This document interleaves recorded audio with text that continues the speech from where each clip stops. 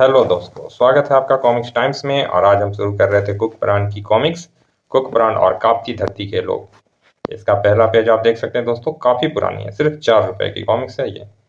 चलिए शुरू करते हैं। इतनी पुरानी कॉमिक्स है, इसके 2 पेज बन चुके हैं। चलिए शुरू करते हैं बिना समय गंवाए।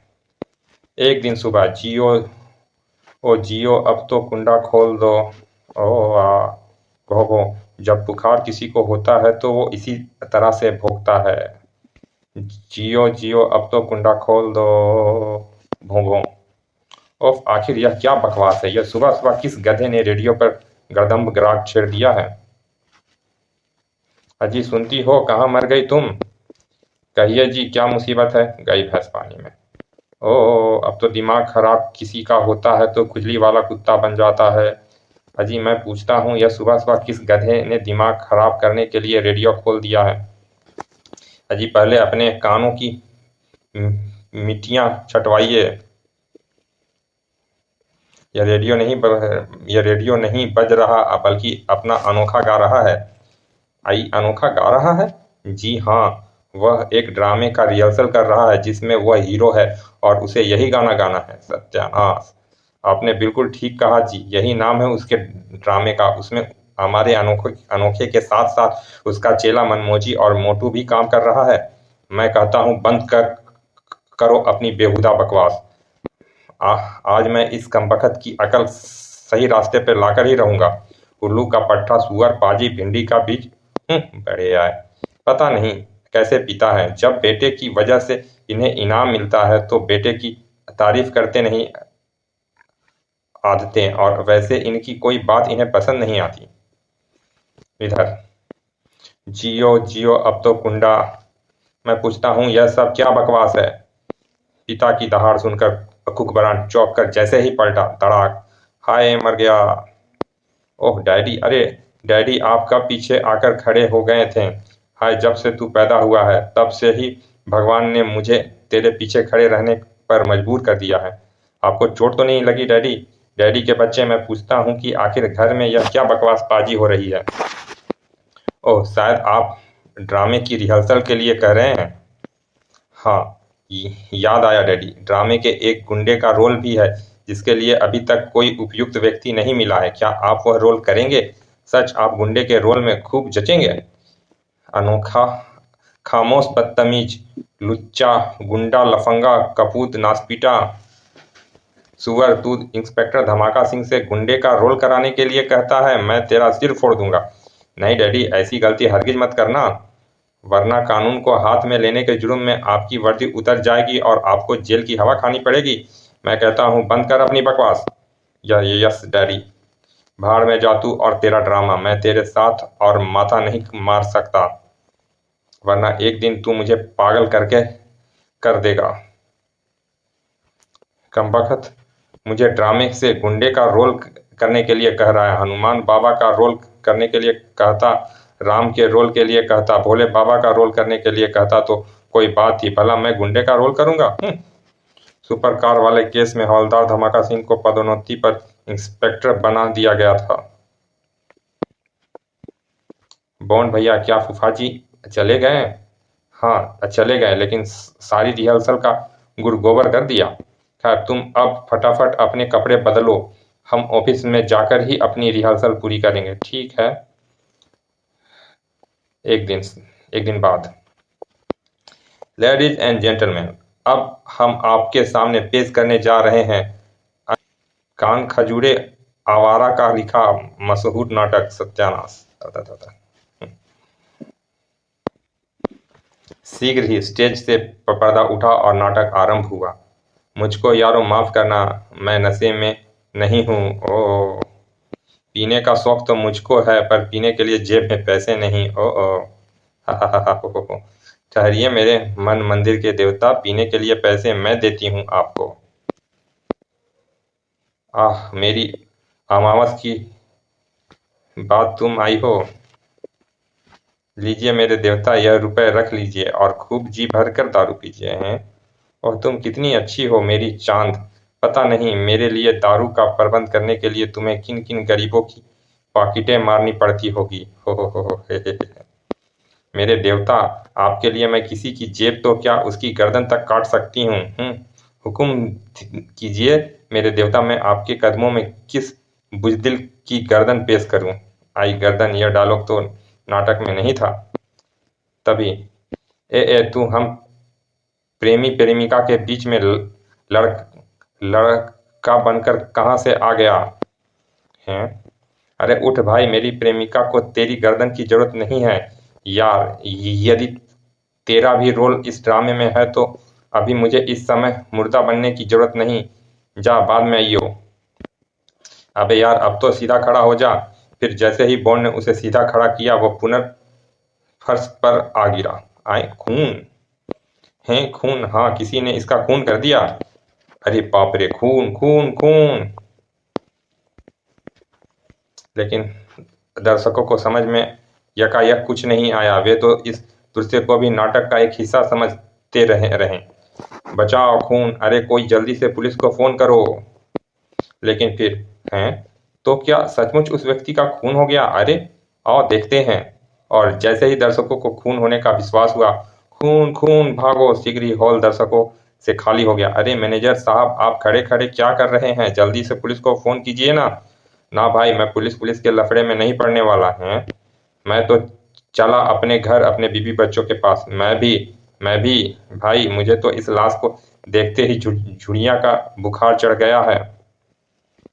अरे अरे रुकिए, मेरी बात तो सुनिए। उफ, सब चले गए। अब क्या होगा बॉन्ड भैया? हैं, यही तो मैं सोच रहा हूँ मोटू। जरा सोच, पूरे हॉल में सन्नाटा है और स्टेज पर हम दोनों एक लाश के पास खड़े हैं। जब पुलिस यह देखेगी तो हमारे बारे में क्या सोचेगी? सोचेगी तो बाद में बॉन्ड भैया, पहले हमें फांसी पर चढ़ा देगी। मेरी बात मानो बॉन्ड भैया, और तुरंत यहाँ से भाग चलो। ठीक कहते हो, इसी में हमारी भलाई है, भागो। लेकिन जैसे ही वे हॉल के दरवाजे पर पहुंचे, रुक जाओ वरना मैं तुम्हें गोली मार दूंगा। अरे बाप रे! सच मानिए इंस्पेक्टर साहब, मैंने खून नहीं किया है। विश्वास ना हो तो मोटू और मनमोजी से पूछ लीजिए। बॉन्ड भैया ठीक कहते हैं इंस्पेक्टर साहब, हम तीनों से किसी ने इस व्यक्ति का खून नहीं किया है। बकवास मत करो, खून करने के बाद हर खूनी यही कहता है। लेकिन चाप चुपचाप मेरे साथ स्टेज पर चलो। जजी, उफ, कितनी बेदर्दी से मारा है तुम दोनों ने इसे नाटक के सहारे। लेकिन ड्रामे में इसका कोई रोल ही नहीं था इंस्पेक्टर साहब। इसका हाल तो नहीं इसका रोल तो नहीं था, लेकिन तुम दोनों को इस हत्या के ड्रामे में क्या रोल था, यह मैं तुमसे थाने में पूछूंगा। गया सत्यानाश, यह नाटक तो हमारे गले में फांसी का फंदा बन गया। शीघ्र ही एम्बुलेंस व पुलिस फोटोग्राफर भी वहां पहुंच गए। मौके का मुआयना करने के बाद राम सिंह, लाश को पोस्टमार्टम के लिए भिजवा दो। जी साहब। और तुम दोनों मेरे साथ आओ। जज जी। जी। जल्दी ही इंस्पेक्टर कुकब्रांड और मोटू को लेकर थाने की ओर रवाना हो गए। शुक्र है इंस्पेक्टर ने मेरी ओर ध्यान नहीं दिया। मुझे तुरंत जाकर गुरु जी के पिताजी को सूचित करना चाहिए। कुछ देर बाद, आई उई माँ, अभी वक्त है, तुम दोनों सब कुछ सच सच बता दो कि वह व्यक्ति कौन था और तुमने उसका खून क्यों किया। आखिर आप हमारी बात का विश्वास क्यों नहीं करते इंस्पेक्टर साहब? हम खूनी नहीं हैं। मेरा नाम कुकबरांड है, जेम्स बॉन्ड का असली चेला। मेरा नाम आप अक्सर अखबारों में देखते होंगे। और यह मेरा चेला मोटू है। माई नेम मोटू है, मोहन उर्फ मोटू। बको मत, मेरा पाला तुम जैसे बहुत से बॉन्ड सॉन्ड से पड़ चुका है। यदि तुमने मुझे असलियत नहीं बताई तो मैं तुम गुरु चेले की खटिया खड़ी करके रख दूंगा। हाँ, यह नया इंस्पेक्टर तो हमारी कुछ सुनने के लिए तैयार ही नहीं, और ना ही डैडी या कमिश्नर साहब को फोन करने दे रहा है। सोच क्या रहे हो? जल्दी से जवाब दो। जब आप हमारी सुनते ही नहीं तो मैं क्या खाक जवाब दूं? आपको जो जी में आए कीजिए। तभी साहब, क्या बात है? साहब, सदर चौकी व लाल चौकी के इंचार्ज इंस्पेक्टर धमाका सिंह व पटाखा सिंह जी आपसे मिलने आए हैं। और तुम उन्हें बिठाओ, मैं अभी आता हूँ। थोड़ी देर बाद, हेलो फ्रेंड्स। Hello inspector. कहो भाई, आज अचानक कैसे आना हुआ? यार, मैंने सुना है मेरा लड़का किसी खून के जुर्म में तुम्हारे थाने में बंद है। तुम्हारा लड़का, क्या नाम है उसका? अनोखे लाल? नहीं भाई, इस नाम का तो कोई व्यक्ति मेरे लॉकअप में नहीं है। हो सकता है उसने तुम्हें अपना नाम कुकबरान बताया हो? हाँ, इस नाम का व्यक्ति जरूर मेरी हिरासत में है। अरे भाई, वह तो मेरा नालायक बेटा है। क्या कहा? वह वास्तव में तुम्हारा लड़का है? अरे भाई, 100% असली लड़का है। और फिर तो मैंने उनकी बात पर विश्वास ना करके वास्तव में बड़ी भूल की।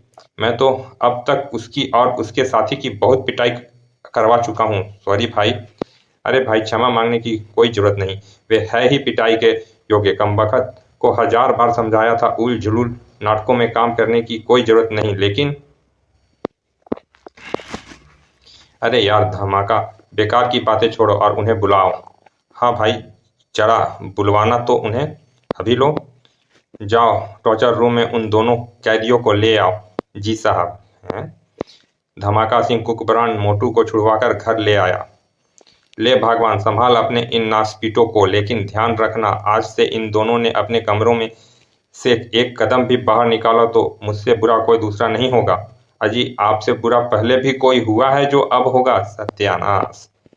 आओ बेटा, तुम दोनों अपने कमरे में जाओ। मैं अभी तुम्हारे लिए गरम गरम पकौड़े और कॉफी लेकर आती हूँ। ओह, आप कितनी अच्छी हैं मम्मी। कुकबरान मोटू के साथ अपने कमरे की तरफ चल पड़ा।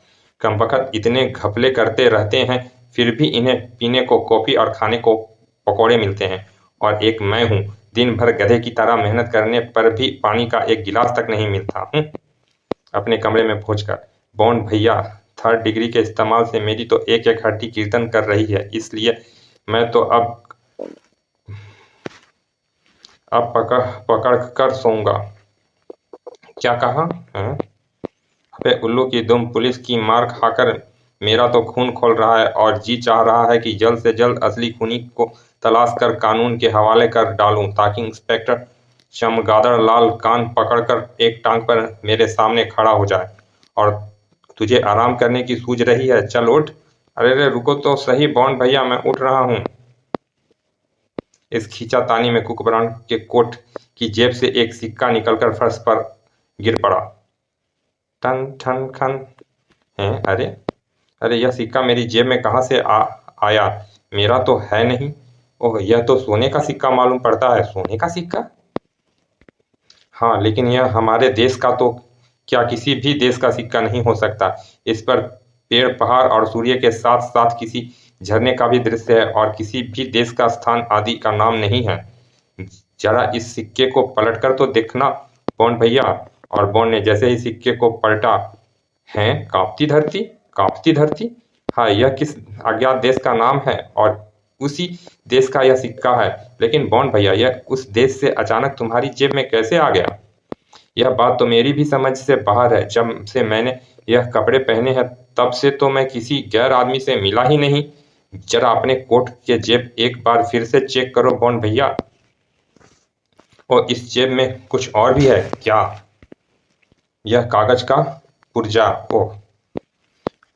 कुकबरान ने कागज की तह खोली। कागज पर सिर्फ इतना ही लिखा था, मिस्टर कुकबरान, नमस्कार। कांपती धरती के लोग खतरे में हैं, कृपया हमारी मदद करें। आपका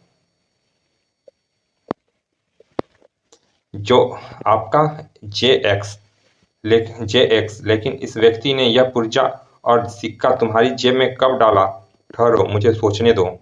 कुछ देर सोचने के बाद, ओह, अब मैं समझा। यह सिक्का और पुर्जा जरूर उसी व्यक्ति ने मरने से पहले मेरी जेब में डाला होगा जिसका नाटक में खून हुआ था। लेकिन वह तो मृत अवस्था में तुम्हारे ऊपर गिरा था।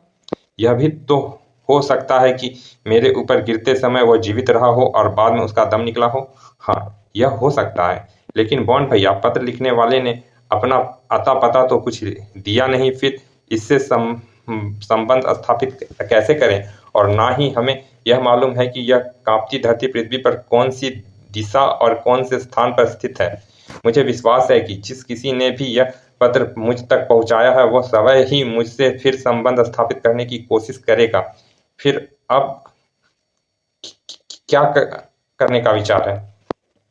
तुम फटाफट तैयार हो जाओ, हम घूमने चलेंगे।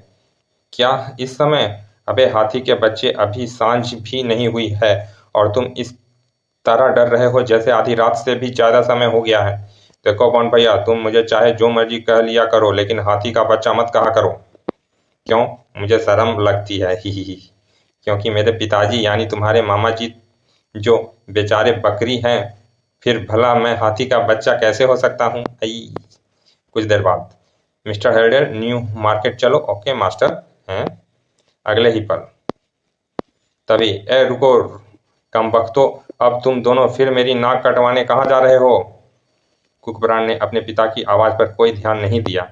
नालायक सुअर, गधा, उल्लू का पट्ठा, बाप की बात पर ध्यान ही नहीं देता।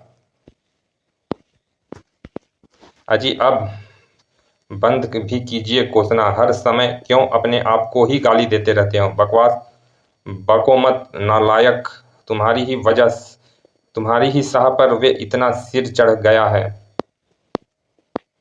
सुनो भगवान, इस समय तो मैं ड्यूटी पर जा रहा हूँ, लेकिन याद रखना यदि तुम्हारे लड़के ने फिर कोई हिमाकत की तो मैं तुम दोनों माँ बेटे को तुम्हारे मायके का रास्ता दिखा दूंगा। नाक में दम कर रखा है इन दोनों माँ बेटे ने। बड़े आए मायके का रास्ता दिखाने वाले, मैं ही इन्हें इनके स्वर्गवासी पिता का घर ना दिखा दूंगी। क्रमांक, कुकबरान की जेब में सोने का सिक्का और कागज का पुर्जा रखने वाला वह मृत व्यक्ति कौन था और उसका खून किसने किया था? कांपती धरती कहाँ थी और उसके वासी किस खतरे में फंसे हुए थे? क्या कुकबरान कांपती धरती पर पहुंच सका? क्या कुकबरान नाटक में हुए खून का रहस्य जान पाया और खूनी तक पहुंच पाया? सोने के सिक्के पर अंकित चिन्हों का क्या रहस्य था? क्या कुकबरान उस रहस्य को जान पाया? इन सब प्रश्नों के उत्तर जानने के लिए मनोज चित्रकथा के अगमी सेट में पढ़े कुकबरान और सोने का सिक्का। चलिए दोस्तों, ये कॉमिक यहाँ समाप्त होती है। मिलते हैं फिर ऐसे ही किसी अच्छे से कॉमिक के अच्छे से भाग में। और अभी तक आपने हमारे चैनल को सब्सक्राइब नहीं किया दोस्तों तो प्लीज़ सब्सक्राइब कर दें। तब तक के लिए धन्यवाद, विदा।